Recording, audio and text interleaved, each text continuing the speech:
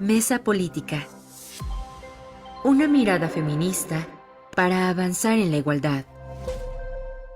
Hola, ¿qué tal? Muy buenos días. Un gusto saludarles esta mañana del lunes 26 de mayo del 2025. Pues gracias a acompañarnos en esta emisión más de la Mesa Política aquí en CIMAC Radio. Gracias como siempre a nuestras analistas. Yo soy Lucía Lagunes Huerta y estaremos esta mañana acompañándolos de la mano de Angélica de la Peña y de Imelda Marrufo.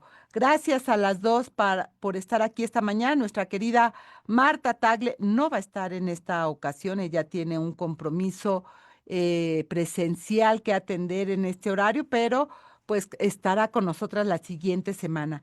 Y ya sabe usted que nos puede encontrar a través del número de cabina 55 35 08 47 61, también a través de las redes sociales de CIMAC Noticias, tanto en X como en Facebook, ahí nos puede encontrar.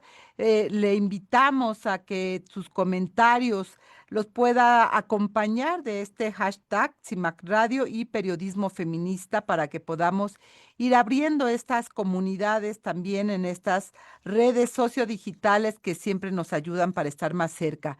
Y bueno, usted también recordarle que el próximo jueves, o como todos los jueves a las 11 de la mañana, a través de la frecuencia del 97.3 de FM en Nesa Radio, pues se retransmite íntegramente esta mesa política, así que agradecemos también a Enesa Radio esta alianza que tenemos para seguir haciendo del pensamiento feminista, de este análisis feminista, parte de la reflexión cotidiana en los medios de comunicación. Y ya estamos a dos, diría yo, a unos segundos, a unos minutos, días de empezar pues un proceso histórico que es esta elección del Poder Judicial, que tiene o que ha abierto diferentes discusiones sobre los impactos que esta reforma, que usted recordará, en esta mesa lo hemos abordado en diferentes ocasiones, va a tener en todo, no solo lo que es la justicia en sí misma, sino en todo el modelo de gobierno y de propuesta de nuevo régimen al que estamos enfrentándonos desde hace, pues prácticamente desde el 2018 a la fecha. Y para hablar de este tema, para arrancar con este tema, Imelda Marrufo, te damos la bienvenida. Nos acompaña también, como siempre, nuestra querida Angélica de la Peña. Pero Imelda, ¿cómo la estás viendo tú que litigas permanentemente? ¿Cómo ves cuáles son los impactos que tendrá esta reforma en todo el proceso de justicia, de administración y procuración de justicia? Pues muy buenos días, Lucía, te saludo a ti, al equipo maravilloso de CIMAC, Angélica de la Peña, qué gustazo estar esta mañana contigo, saludando a Marta Tagle, que por allí hoy no pudo estar, y por supuesto a quienes nos acompañan, nos siguen en las redes, invitándoles para que compartan, transmitan y comenten para abrir la discusión de estos temas de este lunes 26 de mayo. ¿Cómo la estoy viendo, Lucía? Bueno, pues ya hemos dicho bastante sobre cómo llegamos hasta aquí, ¿no? Hasta este lugar, en otros foros, en otros espacios de debate. A mí lo que me parece importante en la pregunta que nos tendríamos que hacer es quién va a elegir a las y los candidatos a los diversos cargos de este 1 de junio que viene en el Poder Judicial. La pregunta de quién los elige es muy importante porque hay que recordar que para las elecciones a nivel nacional para la presidencia de la República, aunque de manera ilegal, sin embargo, hubo por lo menos 2 o 3 años previos, ¿no? De campañas electorales. Algunas, por supuesto, ilegales, Lucía, otras, autorizadas, otras, el Tribunal Electoral, pues nadaba de muertito, como lo decimos, para de manera omisa permitir que se hicieran campañas, ¿cierto? Y aún así, una gran parte de la población, Lucía, Angélica, no sabía quiénes eran ni qué trayectoria tenían esos candidatos, ¿cierto? ¿verdad? Ok, entonces, si esto fue para a nivel nacional en las presidencias, con todo lo que implican las campañas, ¿verdad? Ahora, ¿cómo llegamos con estas elecciones del 1 de junio? Pues llegamos a oscuras. O sea, llegamos a oscuras sin, estoy hablando de la comunidad en lo amplio, Angélica. O sea, llegamos a oscuras porque finalmente cae mucho la carga, digamos, de la responsabilidad en la ciudadanía, como para que tú entres al sitio web del INE, para que tú misma ahí te capacites y para que tú misma vayas revisando de todos estos cargos, Lucía, que son chorrocientos mil, digamos, ahí están los datos para que tú misma definas y los conozcas a través de lo que escribieron en sus currículos. Yo diría quién los va a elegir realmente. Y lo único que yo te diría, digamos, para esta pregunta que tú haces es, pues, estoy segura y cierta que los va a elegir, que se trata de una elección de personas, de cambio de personas, pero no cambio del sistema, pero no cambio de las estructuras que están al interior de estas prácticas viejas, porque la reforma no nos garantiza que se modifiquen esas prácticas viejas. Yo diría que es un cambio de personas con las mismas prácticas que en el pasado los gobiernos estatales e incluso en el plano federal, ¿verdad? Han estado detrás, al frente y a los lados de las elecciones en el Poder Judicial. Yo quisiera como plantear un primer escenario. Mi querida Angélica, ¿qué dices a este planteamiento que nos coloca Imelda Marrufo? Bueno, yo coincido con Imelda, que agregaría, pues en primer lugar, tenemos un problema de fondo, una reforma constitucional que desaparece el Poder Judicial como lo conocíamos, un tercer poder en el marco de los tres poderes de la Unión, independiente, autónomo, y ahora se va a votar, lo que es totalmente atípico porque este tipo de encargos pues no son, no pueden ser electos, no hay ningún país que tenga este tipo de experiencias porque la característica principal de quienes deben integrarlo pues es su formación profesional, su experiencia, y encontramos a muchas juezas y jueces que tienen 20, 30 años de carrera para finalmente estar al frente de un juzgado o en el caso de las magistraturas igual. No quiere decir esto que no fuese corregible muchos de los defectos señalados por todas y todos de ese poder judicial, ¿sí? Había que efectivamente darle mucha revisada, por ejemplo, yo presenté iniciativas varias veces sobre la modificación del Consejo de la Judicatura, que debería haber tenido otra conformación. En primer lugar, no ser presidido por quien preside también la Corte o en el caso de los Supremos Tribunales en los estados. En fin, hay un gran debate respecto de la necesidad de que el Poder Judicial pudiese tener reformas para hacerlo más eficiente, más efectivo, con mayor transparencia, más rigor en todo su integración de quienes están al frente y, por supuesto, una gran vigilancia que nos estaba dando respecto de algunos hechos que llamaban mucho la atención de decisiones de juezas, jueces, qué sé yo.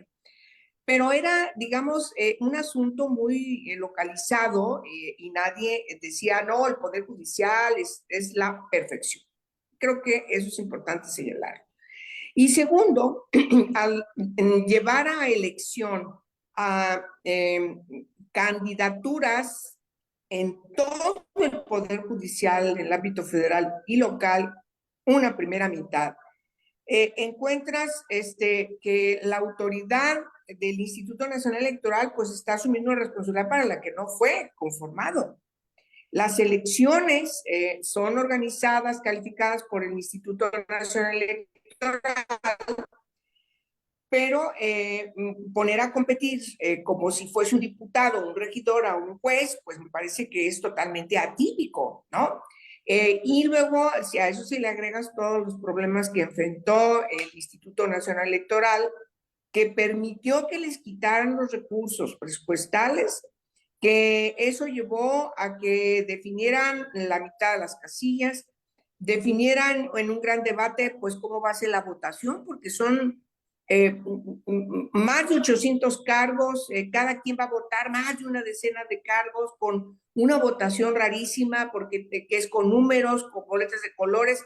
A ver, estoy hablando de lo que la generalidad no entiende. Bueno, ni siquiera quienes tenemos un poco de más información entiendo cómo va a ser qué me va a permitir saber quiénes son todas esas personas que están buscando ser juezas o jueces o las magistraturas, qué sé yo. Ahí hay un problema de fondo en el que México está entrando a un asunto muy complicado que más adelante va a tener que corregirse porque habrá que agregar las experiencias del resultado de esta elección. ¿Qué va a pasar el próximo domingo? Pues va a votar muy poca gente, precisamente por esto. ¿Y qué le interesa al gobierno? Pues que no fracase su elección, pero sobre todo que no fracase la integración de quienes les interesa al gobierno estén asumiendo este tipo de encargos. Me parece que ese es el asunto fundamental y esencial que nos va a dar una gran cantidad de sorpresas. Sus resultados, además de una bajísima votación, no hay interés para eso. Y bueno, con la movilización con acordeones, algunos que ya estamos viendo nombres ahí que dicen si estos son impresentables. ¿Qué van a hacer con esas decenas, creo que 40 y tantas personas que han identificado como impresentables y que están en las boletas? ¿Qué tal si ganan? ¿Qué los van Exacto. Y van o a sea, ser votados o no, todo depende, pero me parecen estos elementos que tocas, Angélica, que son súper importantes en un sí, análisis que hacía Jacobo Dayan y Lisa Sánchez sobre sí, quiénes son estos personajes y que no hay tal posibilidad de elección en algunos casos, porque todas las poderes que supuestamente propusieron candidaturas, todos coincidieron casualmente en los mismos candidatos. Entonces, ¿qué es con lo que tú señalas, Angélica, y con lo que cierras tu comentario? Son los que al régimen actual les interesa que lleguen al Poder Judicial con todo lo que eso implica, que es la ruptura de la independencia, entre otras cosas.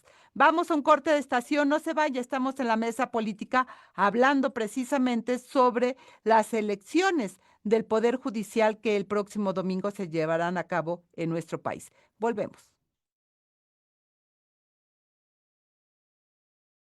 5535084761, nuestra vía de contacto telefónica, para que también nos diga qué le parece la música que se programa en nuestra estación, si le gusta, qué le gustaría escuchar. Y bueno, vamos a retomar el tema de las elecciones de este próximo domingo de juezas y jueces, pues del Poder Judicial, con todo lo que ha implicado, mi querida Imelda Marrufo. Tú señalabas quién vota, ¿no? ¿Quién va a elegir a estos personajes? ¿Qué sabemos la ciudadanía de ellos? Y yo te agregaría un elemento, ¿cuáles son los impactos? Porque no es solamente si tienen el currículo o no, sino que yo supongo, y tú lo conoces muy bien con tantos años de litigio, llegar a la Suprema Corte, a los tribunales distritales, a todo este sistema, no es cualquier cosa.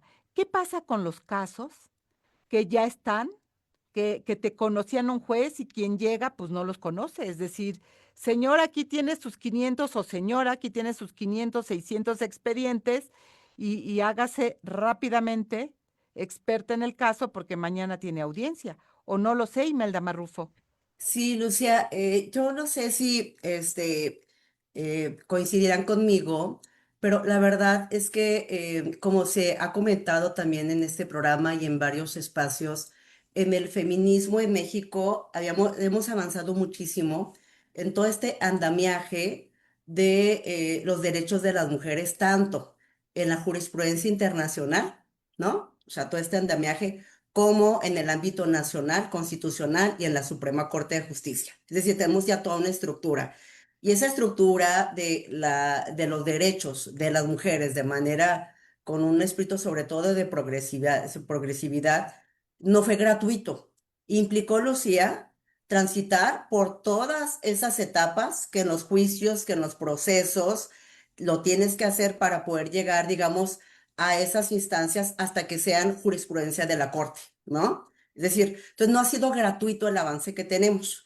Y en ese mismo sentido, tampoco a nivel internacional no ha sido gratuito. Ha sido procesos de mucho trabajo, de espacios y de mucho esfuerzo y de mucha energía, salud, ¿no? Y de la salud misma a costa de nosotras y de nuestras personas acompañadas.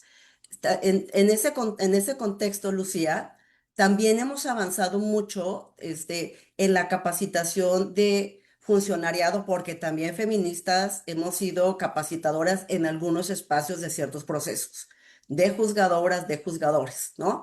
En varios estados de la República. Yo creo que ahí sí hemos avanzado, sí, poco, pero tenemos un avance. Y la preocupación principal, que en algún momento te la expresaba hace tiempo atrás, te llegué a hablar, Lucía, que por ejemplo en Chihuahua tenemos el primer tribunal especializado en violencia de género que se crea en el 2020, después Coahuila, y veníamos con toda esta tendencia, Angélica, de los tribunales especializados para atender la violencia de género, y luego una perspectiva más en el ámbito nacional. Entonces, bajo esa lógica, lo que ocurre con este proceso es que, por ejemplo, este tribunal, para poner un ejemplo de los impactos, pues en realidad se queda bastante, no solo parchado, se queda hasta la mitad, porque imagínense ustedes que los puestos para las personas en este tribunal de Chihuahua, para poner un ejemplo, se recortan a la mitad. Significa que si en Juárez teníamos 13 plazas, en realidad se estarían votando para 6.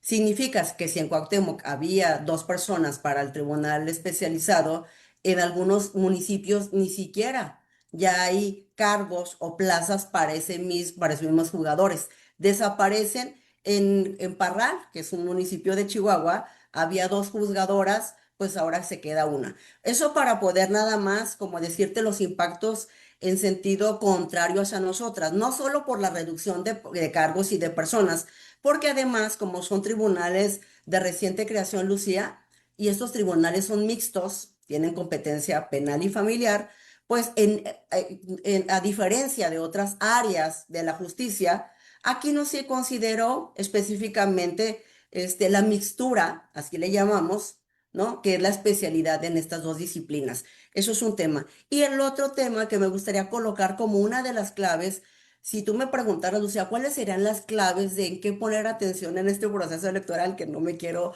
dejar de pasar la oportunidad de tu programa para decirlo. Yo sé que en algunos de los casos quienes hemos estado como revisando, quienes están contendiendo y demás, lo poco del tiempo que nos ha dado, lo vemos mucho en el ámbito estatal, juezas, jueces, magistrados en tu estado. Pero yo quisiera llamar la atención en las claves para mí donde está la elección. Por supuesto en la Corte, Lucía, por supuesto en la Corte, que se reduce de 11 a 9, ¿no? 5 mujeres, 4 hombres. Eso es importante que lo recuerdes, que lo recordemos quienes nos escuchan, ¿vale? Por supuesto que otra de las claves de dónde poner la atención, que me parece que varias feministas, abogadas, estamos muy atentas en estos espacios, yo les diría que en los tribunales de disciplina judicial, tanto a nivel federal, Lucía, porque esos tribunales de disciplina son a donde van a llegar los casos de todas estas quejas. Un poquito lo que era, aunque cambia mucho drásticamente, pero para que me entiendan un poco en la analogía de conceptos que no son para nada precisos o cercanos, pero un poco como lo del Consejo de la Judicatura, ¿no? Un poco estas áreas para que intentar acercar una traducción. Los tribunales de disciplina judicial, Angélica, son claves a nivel federal como en las entidades, porque son a quienes van a resolver todas aquellas cosas en las que consideremos que se está actuando de manera irregular, facciosa, etcétera, etcétera. Y otra de las claves que yo quiero decirles a quienes nos escuchan, que hay que prestar atención, ¿no? Y es en las salas regionales, las salas, digamos, de que le conocemos como de circuito. Y mira que ahorita lo estoy diciendo de esta manera, pero sé de cierto que la gente, ¿verdad?, con la que dialogamos en la cotidiana no sabe esto de qué sirve o que ni siquiera que existe. ¿Me explico? O sea, no sabe. Pero yo creo que ahí están las claves en las salas regionales de los magistrados de circuito, porque son las que revisan y luego los ámbitos federales, ¿no? Estoy hablando de juezas y juezas de distrito. porque cuando se agota la instancia, en un caso, Lucía, que tú, ¿no? Un asunto de violencia, de cualquier otro, se agota tu instancia estatal, resuelven los magistrados en tu localidad, se van al ámbito federal en un amparo. ¿Y quiénes van a resolver los amparos, Lucía? Pues las juezas y jueces de distrito. Entonces, voy de abajo hacia arriba. Juezas y juezas de distrito, los magistrados y magistradas de circuito, que es otra instancia, ¿no? Que resuelve. Y, por supuesto, dije disciplina judicial y la corte. Pero hay que recordar, Angélica, que también tenemos elecciones en el ámbito electoral, ¿verdad? Y para quienes nos escuchan también decir, el Tribunal Electoral es clave en esta elección, porque finalmente cuando hay una inconformidad en los procesos electorales de todos los que conocemos tradicionalmente, pues que la instancia que resuelve, ¿verdad? Judicialmente a quienes le entregan su constancia de quién ganó es el Tribunal Electoral Judicial. Y me parece que una clave segunda son las salas, ¿verdad? Vinculadas con los tribunales electorales. Entonces, yo quisiera como plantear o decir que además y más allá de que estemos revisando quiénes son, conocen las y los juzgadores en lo local, Angélica, esta parte me parece fundamental y nos estamos poniendo poco a observar quiénes son. Entonces, allí yo invitaría a las colegas de los diversos espacios poder hacer un análisis de estas instancias clave. He platicado, debo decirte, con algunas y estamos revisando y en principio diría, ¿no? Por supuesto que yo analizaré todos los que tienen una perspectiva progresista, derecho humanista, tanto hombres como mujeres. Por supuesto que de las feministas hay temas en los que hay debates en los que varias estamos. Es muy claro, por ejemplo, yo estoy en contra de los vientres de alquiler, se los digo muy claramente, y coincido en algunas cosas con Margarita Oseguera, que no está aquí, pero la cito. Pero, sin embargo, debo decir que aunque no muy claramente mi postura, por supuesto que votaría por feministas, ¿no? Aunque hay aspectos de algunas feministas que no pasaría en esta lógica de la que estoy comentando. Esas serían para mí las claves de en dónde, Lucía, prestar atención. No, y que está muy bueno porque agradecemos a Leticia Burgos que está conectada y le mandamos un saludo desde acá, que está conectada y viendo y nos hace una pregunta. Nos pide, Angélica, y con eso te doy la palabra porque va mucho con tu comentario anterior, en términos de qué tendría o cuáles, cómo ven esta elección cuando ya se están cantando, dice ella, los resultados, ¿verdad? De quiénes van a llegar. Tenemos 3 minutos, un comentario rapidísimo, mi querida Angélica. Bueno, rapidísimo. Tengo que hacer alguna aclaración respecto de que sí hay algunos países donde se realiza algún tipo de elección referida al Poder Judicial, pero Estados Unidos, Bolivia, Perú, pero sin embargo, es importante señalar que hay cuestionamientos. Incluso Japón tiene algún mecanismo para elegir, qué sé yo, el caso de Bolivia, que se eligen los jueces de paz, qué sé yo, pero hay una gran discusión porque no es todo el Poder Judicial, como se conoce. La discusión es quién financia las candidaturas. Esa es una discusión relevante en estos países. ¿Cuál es el método de la preselección para que vayan a competir? A ver, en eso México está totalmente desaprobado, porque efectivamente hay una situación ya totalmente evidenciada que estos filtros y esta tómbola que francamente pareciera de risa, pero allí definió cuáles eran los nombres de las personas que van a entrar, que están con números en la boleta. De manera que sí hay una preocupación real que vamos a hacer. Pues Leti tiene razón, hay que seguir viendo, hay que seguir discutiendo y hay que seguir, miren, yo soy muy práctica, ya sé que esto va a salir con el 10% de la votación, van a garantizar que se muevan los gobernadores, las gobernadoras, es decir, aparte de los intereses que pueden tener o incluso personalidades garbanzos de a libra que vemos mujeres y hombres, como dice ahorita Imelda, que se debería apoyar, que son la pequeña brisita en el desierto de un conglomerado de nombres que incluso hay cuestionamientos serios respecto de poderes fácticos. que han propuesto nombres y que se van a llegar a la votación. ¿Te imaginas? ¿Te los imaginas de jueces? ¿Te los imaginas de magistrados? Por cierto, Imelda, el Tribunal Electoral, Electoral del Poder Judicial de la Federación no entra a cambios, solamente se van a elegir a las 2 personas, un hombre y una mujer, que le hacen falta al tribunal. Hay una negociación interesante para que no hubiese el cambio, borrón y cuenta nueva, como sí lo tiene el caso de la Suprema Corte de Justicia de la Nación. Parece que es muy pertinente aclarar eso. Y bueno, ahí dejo para poder tener condiciones de irnos al corte. Muchas gracias, Angélica. Y este es un tema que no agotamos aquí. Seguiremos, por supuesto, el próximo lunes una vez con los resultados. Pero bueno, vamos a un corte de estación y continuamos en esta mesa política. No se vaya. Estamos de regreso y agradecemos pues todos los comentarios que están colocando en las redes sociales a través de Facebook, también a Tiacar, Socorro Chablé, a las diferentes personas que se están conectando y haciendo comentarios precisamente sobre este, pues esta elección que es trascendente y que sin lugar a dudas el impacto de lo que ocurra lo iremos viendo en el tiempo. Y en un conversatorio donde estuvo Ana Laura Magaloni, esta abogada también muy reconocida, ella señalaba que la curva de aprendizaje de todo lo que implica en las diferentes instancias que ya nos describió de manera muy sintética nuestra querida Imelda Marrufo, pues se llevará por lo menos, si bien nos va, 3 años. 3 años. O sea, el cúmulo de casos que tiene el Poder Judicial, ahora imagínense, usted disculpará, nos vemos en 3 años y espérese a ver qué va a seguir. Es parte de lo que los impactos de esta reforma traerá para nosotros y varios de los comentarios de que pudiéramos explicar qué se estaba eligiendo, Imelda, así que te adelantaste a la audiencia y muchas gracias por ello.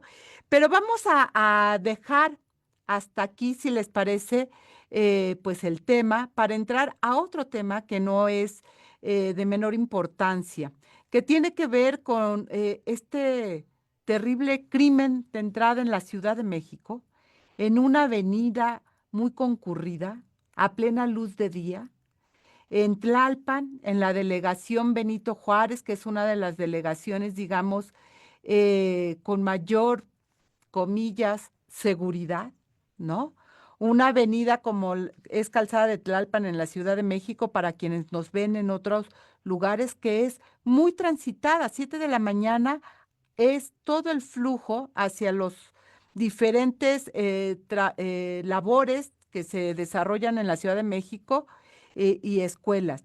Y bueno, pues se asesina a Jimena Guzmán, que era la secretaria particular de Clara Brugada, y a su asesor en seguridad, José Muñoz Vega.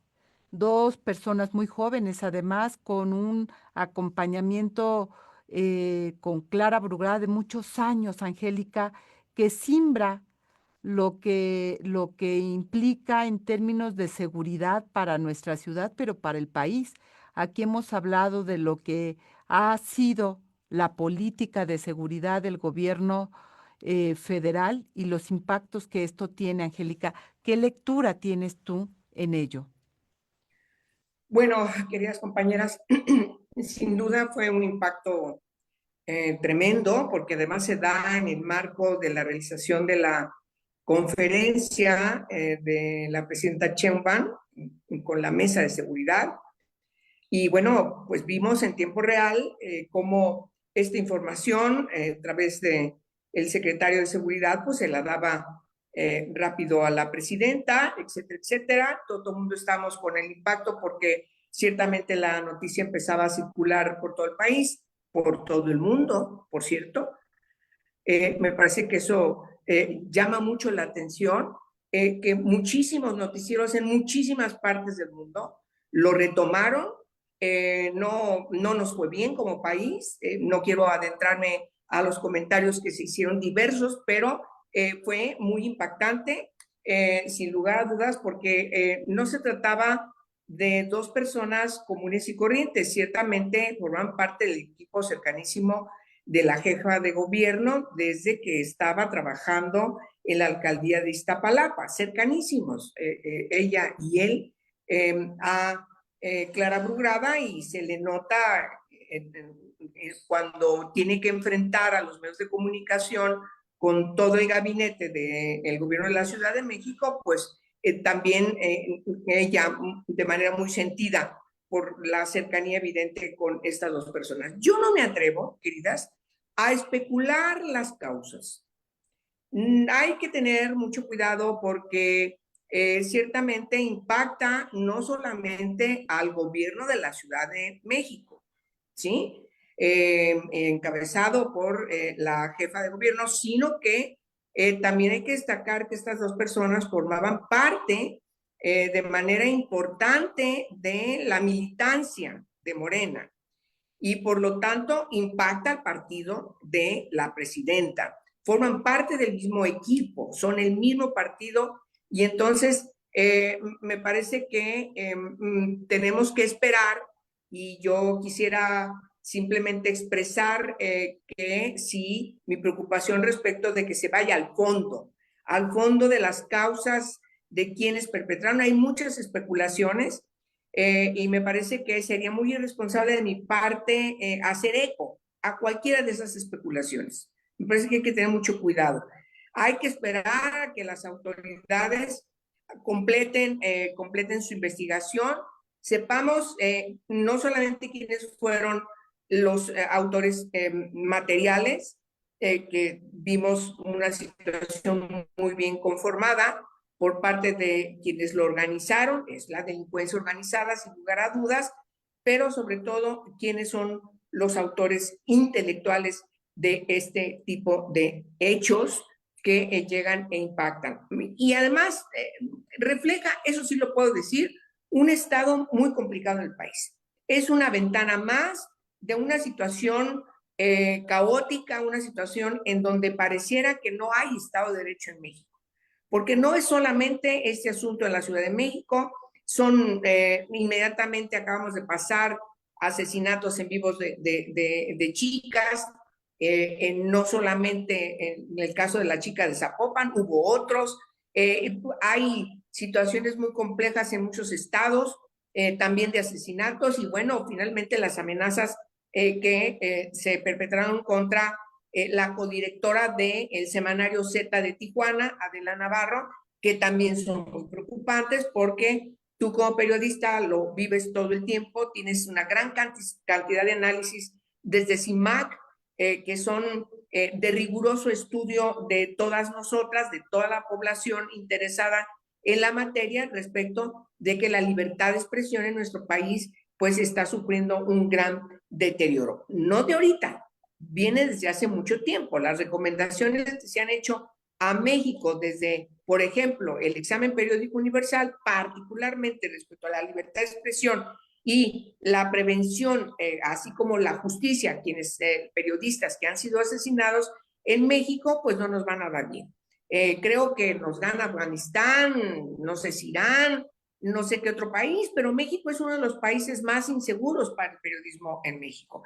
De manera que todos estos asesinatos están reflejando el asesinato de feministas, la exigencia de mujeres para apoyar a otras, etcétera, etcétera. Todo esto forma parte de un conglomerado de inseguridad y de un deterioro del marco jurídico que hemos construido en los últimos años y de un debilitamiento del Estado de Derecho. Me parece que eso es muy grave. Y cuando hace rato hablábamos el asunto de la elección del Poder Judicial, pues está enmarcado en la misma crisis que estamos viviendo en el país. No puedes desligar un asunto de otro. ¿Qué nos espera en los siguientes años? Yo creo, y en eso coincido con Imelda y contigo, y con quienes están preocupados, y por supuesto he leído de manera muy puntual a la doctora Magaloni y a otros ponentes que lo han dicho con toda puntualidad, pues nos esperan años de una gran incertidumbre, precisamente por esta elección que va a impactar a las corporaciones policíacas, va a impactar a la investigación pericial, a la investigación judicial, es decir, sí estamos ante una situación muy compleja Y bueno, ¿qué es lo que puedo decir? Hay que mirarnos desde las organizaciones de la sociedad civil, salir de la pasividad y este tipo de mesas pues son un granito de arena en la reflexión de animarnos a que no nos decaigamos, a que sigamos pensando en que tenemos que seguir trabajando para recomponer lo que tengamos que recomponer en los próximos años. Yo tengo militando en la política prácticamente toda mi vida, de manera que entiendo perfectamente bien que este tipo de ciclos tienen que ser remontados porque la práctica nos va a demostrar el debilitamiento y los errores de la toma de decisiones que se están tomando ahora. Eso Y sería lo que yo quisiera no, adelantar. bueno, mi querida Angélica, son temas que nos pueden llevar varios programas para ir analizando a profundidad, pero un tema, mi querida Imelda, que ha sido colocado ahora precisamente por Angélica, es en materia de violencia, Ciudad Juárez, Chihuahua, en concreto el estado, pero Ciudad Juárez vivió de manera brutal lo que implica la inseguridad y la falta de gobierno, la falta de Estado frente a la criminalidad con situaciones terribles, porque pareciera ser que son situaciones aisladas, es lo que ocurrió con la jefa de gobierno, es lo que le ocurre a una mujer periodista en Tijuana, es lo que le ocurre a ciertas defensoras en Oaxaca. eh, Escuchaba de la localización de fosas clandestinas aquí y allá, pero es parte del sistema, mi querida, de la violencia, y tú lo conoces bien. Un comentario antes del corte, mi querida Imelda, y retomamos contigo al regreso. Sí, gracias, Lucia.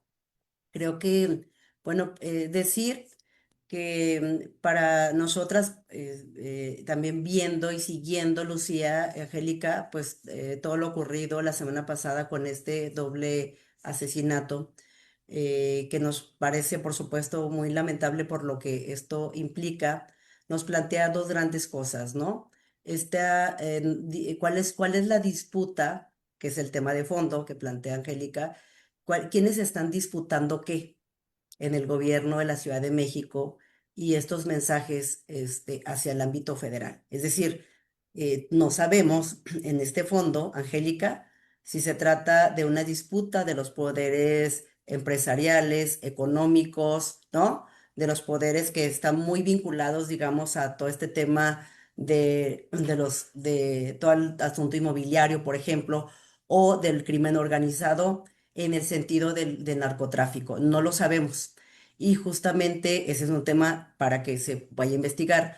Yo plantearía, Angélica Lucía, que esto nos recoloca, por ejemplo, en el tema también de investigaciones, que eso por supuesto lo hemos vivido en Juárez, en Chihuahua y en otros estados del país, y solo mencionar que es un gran reto también para las fiscalías de la Ciudad de México y de la General, resolver este asunto en el fondo. Porque la verdad, y les voy a decir comparativamente, Angélica, tú, aunque ahora quizá no vives en la Ciudad de México, pero cómo los vemos desde fuera, decir también que comparativamente, Lucía, con otros estados, hay una representación de que en los casos de autoría material, la Fiscalía de la Ciudad de México ha sido más diligente que otras fiscalías en el país. Entonces pensamos que este tipo de asuntos y de otros incluso de feminicidio hay más condiciones para que lo resuelvan respecto de otras entidades de la República. Pensamos que allí es probable que a lo mejor la fiscalía, o sea, estas fiscalías se luzcan. Y lo que quiero decir, Angélica, es solo para concatenar el tema con lo que hemos discutido un poquito antes. Yo quiero preguntar en este tema de investigaciones, ¿qué pasaría si hoy estuviéramos votando por el fiscal general de la República? La pregunta que yo me dejaría es, ¿seguiría el fiscal Germán Nero dentro de su cargo, sí o no? ¿Y por qué estos cargos entonces no se ponen a votación? Es cuanto nada más. No creo que ganara la elección, Gersmanero, la verdad. Pero bueno, esta es una propuesta que le podemos hacer llegar a la presidenta que se ponga a votación. Vamos a un corte de estación.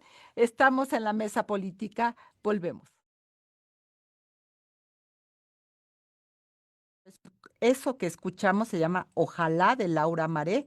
Ahí lo tiene para que vaya conociendo 5535084761, nuestras vías de contacto para que nos haga llegar sus comentarios. Recuerde que también están las redes sociales de CIMAC Noticias.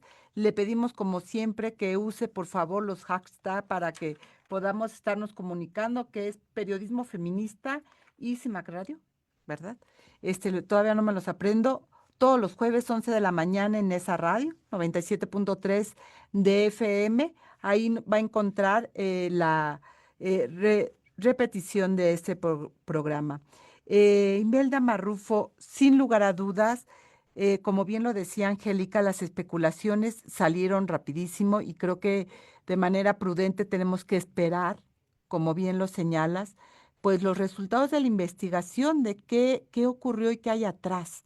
Porque yo creo que de estos dos crímenes, de Jimena y de José, porque la Ciudad de México sí se lo está, y el país, y yo creo que mucha gente en el mundo, como señalaba Angélica, se lo está preguntando, ¿qué hay atrás?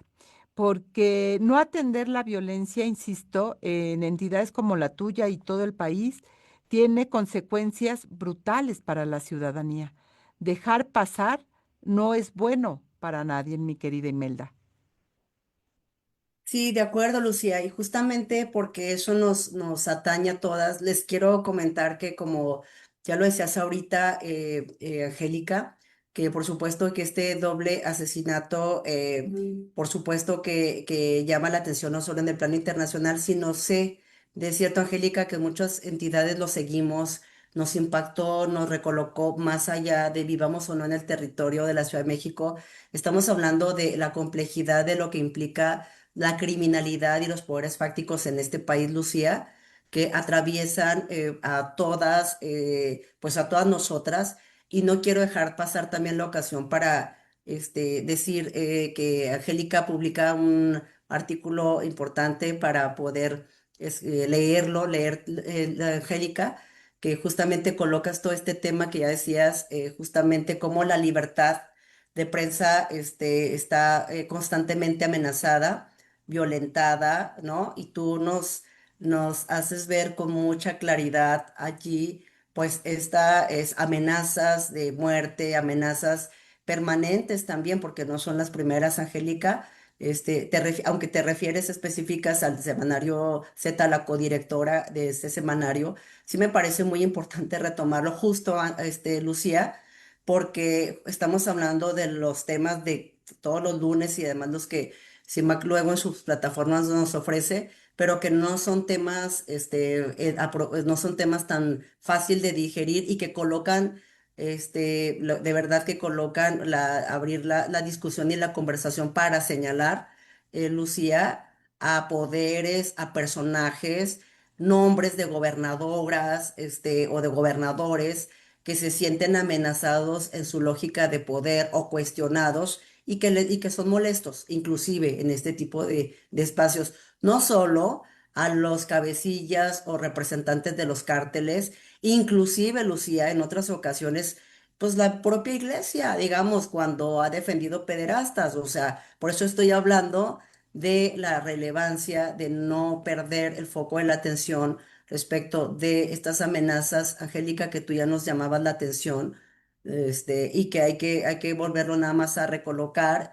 Yo apelaría, y por supuesto leyendo a mi amiga querida, Leti Burgos, pues diría, Leti, que nos escuches un poquito más en el fondo, no nos queremos, es muy factible que nos desanimemos porque pensamos efectivamente que hay todo un riesgo importante de retroceso, de una democracia amenazada, como tú lo has comentado, pero me parece que también hay aprendizajes, eso es lo que yo quisiera decir, hay aprendizajes que en el feminismo y que en el trabajo con las defensoras, con los defensores, hemos podido construir en estas más de 2 décadas, aunque Angélica tiene un poquito más de rato, pero yo estoy diciendo que todo este andamiaje que hemos construido, Lucía, de redes, de espacios, de debates, de diálogos en la profesionalización, en la ampliación, no es algo menor, ¿no? Entonces yo me iría más en esta perspectiva, Lucía, de desde los espacios donde sí podemos actuar desde ahí. Hemos creado hasta observatorios, hemos creado muchas cosas, pero además tenemos una serie de capacidades y capital que no hay que desaprovecharlo, aunque hayamos sentido que es un golpe muy fuerte por una serie de situaciones del desmantelamiento institucional, pues desde la administración pasada. Yo quisiera recolocar este punto más desde un énfasis en esta tónica que tú planteabas en el segmento anterior, Angélica, más hacia lo que podemos hacer. Y me parece que esta mesa política es lo que hace también plantear discusión, no de manera ingenua, porque ya decíamos que se vienen temas muy complicados, complejos. Ana Laura planteaba 3 años, pero yo incluso diría que eso es modestamente, pienso que eso nos va a llevar más tiempo. Pero bueno, yo quisiera dejar también este mensaje muy claro, Lucía, que por supuesto estamos debatiendo y discutiendo toda esta inseguridad. La verdad, yo siempre cuando igual no pienso en todas estas asesinatos. La semana pasada hablábamos de los asesinatos de las mujeres en el ámbito electoral, ¿cierto? O sea, las otras semanas hablábamos de las buscadoras, todos estos lunes. Ese es el contexto, ¿no? En el que estamos transitando y me parece que el esfuerzo de debatir, discutir y desde lo que podemos hacer sin ingenuidad, porque cuando yo planteo el tema de a qué poner la atención en las elecciones, no lo planteo de manera ingenua. Sé que no van a salir las masas a votar por las feministas, pero sí me parece que hay que hacer un esfuerzo, mínimo esfuerzo para poder al menos identificar, ¿no? Un poco perfiles, porque así lo hicimos en el pasado, Angélica. No fue fácil la creación de leyes, de temas, y me parece que no podemos nosotras retroceder en el ámbito de lo que hemos construido, no porque piense que con eso nos va a alcanzar, pero me parece que lo que no podemos hacer es pues estar en una posición de derrotadas, ¿no? No, yo, o sea, completamente, yo al menos completamente de acuerdo de que tenemos que, como lo decía Angélica y ahora lo reafirmas tú, Imelda, pensar cómo seguir adelante, ¿no? Y que eh, em, la desesperanza no sea el elemento que nos aplaste, mi querida Angélica de la Peña. Pues no, creo que las feministas hemos aprendido a trabajar y a esforzarnos y a retomar ímpetus cuando nos va mal, cuando no logramos o cuando retrocedemos todo lo que hemos ganado, como es el caso de ahora en el mundo, pero nos importa mucho México.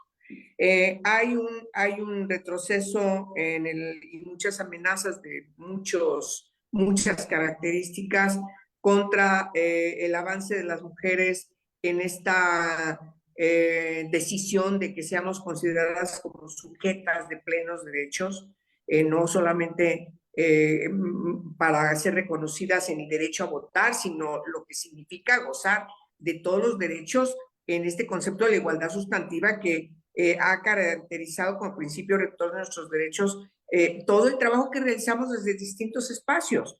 Me parece que desde el feminismo hemos aprendido a coadyuvar los diferentes, a hacer una coadyuvancia como si estuviésemos conformando un gran rompecabezas en donde unas están en un lado, otras en otra, etcétera, etcétera. Y así han sido todos los cambios legislativos, todas las políticas públicas, todos los avances concretos, inclusive en el ámbito de la jurisprudencia, para lograr ese cometido. Hay retrocesos muy graves. Por desgracia no podemos, queridas, y lo tengo que decir muy puntualmente y reiteradamente, no podemos sacar ninguna cuestión del contexto general, porque todo lo que estamos viviendo o padeciendo o sufriendo o menoscabando o anulando tiene que ver con lograr que el 52% de la población busque, garantice ser sujetas de plenos derechos. ¿Va a afectar tal decisión? Claro. ¿La inseguridad nos afecta a las mujeres? Claro, desde a las niñas. No hay espacios seguros para las niñas, también para los niños, pero las niñas son discriminadas por su condición de ser niñas. Me parece que eso es muy importante. Ya sé que estoy metiendo en una discusión que luego nos acusan de biologicista. No es eso. Es que, a ver, la naturaleza sí es. Y hay una discriminación ancestral que deriva de que las mujeres hemos estado circunscritas toda la vida, desde la humanidad al ámbito privado y doméstico, reconocido solamente en su característica biológica de ser madre. Punto. Cuando las mujeres empiezan a salir a partir de 200, o casi 300 años, que tienen voz, que pueden escribirlo, que pueden esos escritos ir por todas partes del mundo poco a poco, y se empieza a salir a las calles, se empieza a exigir el voto, se empieza a exigir estar en los espacios de poder y de decisión. Y en México finalmente logramos la igualdad. Tenemos una presidenta. ¿Qué es lo que nosotros estamos enfrentando ahora? Pues pedir cuentas a quienes están allí de manera igualitaria, paritaria en los encargos de poder y de decisión, porque necesitan trabajar. Si trabajan a favor de los derechos de las niñas, le va bien a toda la sociedad, punto. Si trabajan a favor de los derechos del 37% de la población que es menor de 18 años de edad, le va bien a toda la población. Me parece que esa es una regla que no se entiende y los gobiernos están circunscritos a otro tipo de intereses, y muchos de esos intereses, por cierto, no son intereses legítimos para lograr sacar adelante la encomienda que tienen como servidoras públicas, ¿no? La palabra no es de servidumbre, sino se entiende que el concepto de servidores son de gente que trabaja en el ámbito público para cumplir la ley y hacer cumplir la ley. Ese es el asunto. Y la ley en México ha tenido avances muy importantes. Hoy tenemos retrocesos. Hoy estamos reunidos aquí hablando de un retroceso constitucional, que es esa reforma al Poder Judicial. 3 años, miren, yo soy muy pragmática, ya lo dije, la próxima elección tenemos que garantizar tener un Congreso de la Unión con una integración distinta, porque mientras que esté esa mayoría calificada, pues está haciendo lo que le viene en gana en función de intereses de su grupo, sí, pero no son los intereses de la gente. Me parece que también hay que hablar las cosas como son. Si tú tienes un Congreso de la Unión y no tienes una mayoría calificada que decide lo que le viene en gana y no rinde cuentas, y entonces no hay transparencia y están metidos en escándalos, y yo no veo funcionamiento de las comisiones legislativas en donde su característica era discutir sobre las propuestas de reforma por preceptos legales, y había una conjunción de ideas y finalmente lograbas consensos. Eso se ha perdido, por desgracia, en el Congreso de la Unión y en muchos congresos locales. Y los impactos los vamos a empezar a vivir. Es decir, desgraciadamente, la ciudadanía. El impacto de lo que va a pasar en el Poder Judicial es que no es automático que la impunidad va a desaparecer. Vamos a ver qué va a pasar con ella, si se va a mantener en el 98% o en el 100%, porque hay un proceso complejo ahí. Veremos los impactos de esta violencia, pero algo que quiero recuperar de lo que decías, mi querida Angélica de la Peña, es que la autoridad está obligada a decirnos cuáles fueron las causas de estos crímenes. Sin lugar a dudas, la responsabilidad le queda a la autoridad en el caso de la Ciudad de México, y en el caso de libertad de expresión de Adela Navarro. Ahí está el mecanismo, y hay que revisar profundamente lo que está pasando en esa institución, porque no podemos dejar pasar de largo que 11 periodistas hayan sido asesinados bajo el mecanismo de protección. Algo está pasando en esa institución. Y bueno, se nos agotó el tiempo. Gracias, como siempre, por estar esta mañana, ustedes, nuestras analistas, pero también a quienes nos han seguido a través de las redes sociales. Gracias a Lucero Zamora, Saraí Nicanor, que estuvieron a cargo también en este proceso en la producción. Marlene Galván, yo soy Lucía Lagunes Huerta. Nos escuchamos el próximo lunes aquí en la Mesa Política. Tenga excelente semana. Mesa Política. Una mirada feminista para avanzar en la igualdad.